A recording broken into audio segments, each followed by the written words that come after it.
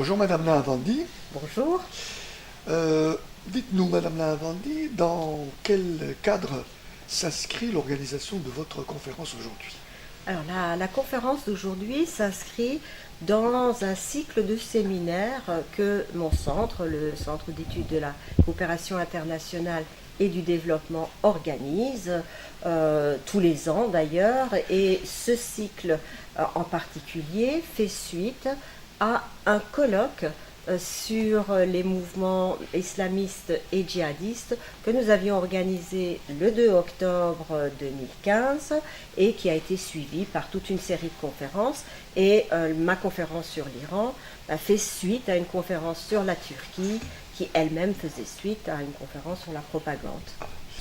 L'Iran n'est pas perçu, en tout cas on ne l'exprime pas ouvertement, comme étant un pays ou un État en tout cas qui soutient des groupes ou des mouvements qui prônent le djihadisme et le terrorisme. D'après vous, est-ce que c'est une bonne entrée en matière ou est-ce que c'est quelque chose qu'il faut encore creuser? Je pense que de manière claire, aujourd'hui, l'Iran ne soutient pas de mouvement djihadiste. Au contraire, ce pays subit les conséquences de la montée des mouvements djihadistes, et l'un de ses problèmes actuels à résoudre est de lutter contre les mouvements djihadistes. Donc ça, c'est la situation aujourd'hui, et c'est surtout par rapport à des mouvements comme l'État islamique, Daesh, donc, et d'autres dans la région.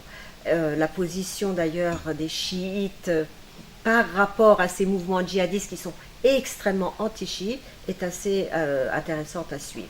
Ceci dit, l'Iran a quand même été un pays qui, au début de disons, de la révolution islamique, a soutenu et financé des mouvements qui ont été à l'époque considérés comme terroristes, a soutenu des mouvements qu'il pensait être des bons instruments pour sa politique étrangère, mais depuis la mort de Khomeini, cette tendance aussi s'est calmée.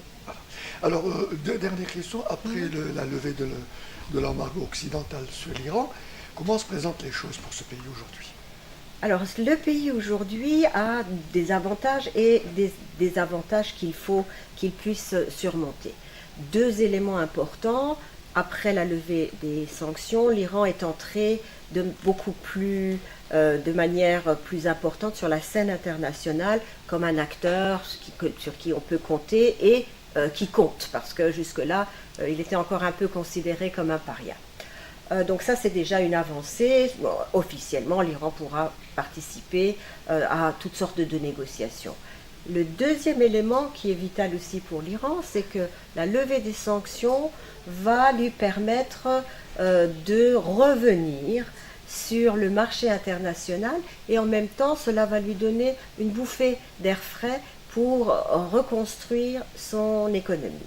Mais c'est ce que je vais montrer d'ailleurs dans ma présentation, c'est que les sanctions ne touchaient finalement que 20% de l'économie iranienne. Donc les 80% qui posent problème, c'est l'État iranien et le régime actuel qui doit les résoudre, entre autres la question de la corruption, le contrôle total de l'État sur l'économie et tous les dysfonctionnements qui vont prendre, selon les experts, au moins 5 ans à être résolus si rien ne change dans la région, parce que d'autres paramètres peuvent totalement bouleverser la donne.